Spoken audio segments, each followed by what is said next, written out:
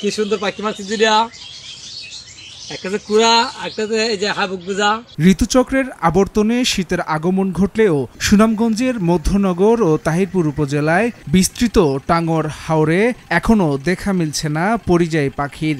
তবে আশপাশের কানাইমুইয়া, শিশুয়া ও মধ্যনগর উপজেলার হানিয়া কমলা সহ কিছু হাওর ও বিলে সামান্য সংখ্যক পরিযায়ী পাখির আগমন ঘটেছে।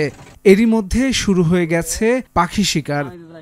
রাইতের পাখি, তার নাম ওকে। এই যে পাখি শিকার দণ্ডনীয় ফৌজদারি অপরাধ জেনেও আইনের তোয়াক্কা না করে নির্বিঘ্নে পরিযায়ী পাখি শিকার করে যাচ্ছে সুনামগঞ্জের তাহিরপুর উপজেলার দেলোয়ার হোসেন নামের এক যুবক। দেলোয়ার তাহিরপুর উপজেলার টাঙ্গর হাওরের পার্শ্ববর্তী শ্রীপুর দক্ষিণ ইউনিয়নের দুর্লভপুর গ্রামের মজিবুর রহমানের ছেলে।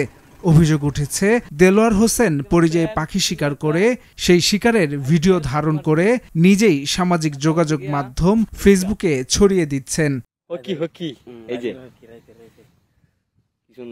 স্থানীয়রা জানান, মধ্যনগর উপজেলার হানিয়া কমলা বিল থেকে বড়শি, কুচ ও ফাঁদ দিয়ে পাখি শিকার করছেন দেলোয়ার।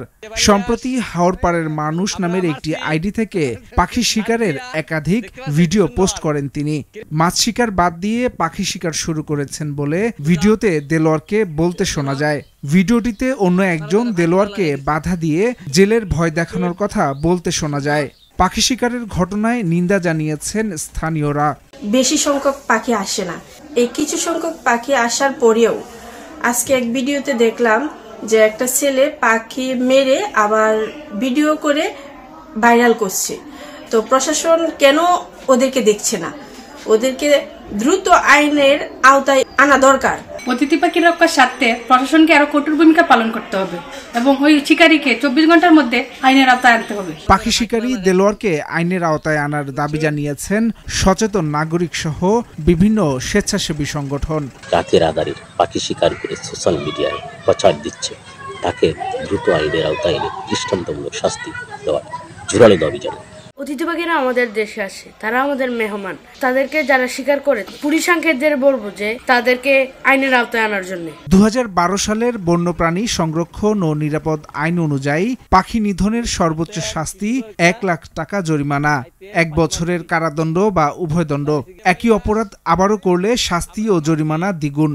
একইভাবে কোনো ব্যক্তি যদি পরিযায়ী পাখির মাংস, দেহের অংশ সংগ্রহ করেন, দখলে রাখেন কিংবা ক্রয় বিক্রয় করেন, সেক্ষেত্রে তার সর্বোচ্চ 6 মাসের কারাদণ্ড এবং সর্বোচ্চ 30,000 টাকা অর্থদণ্ড অথবা উভয় দণ্ডে দণ্ডিত হওয়ার আইন প্রচলিত রয়েছে। হাসান শাব্বির, ভোরের কাগজ।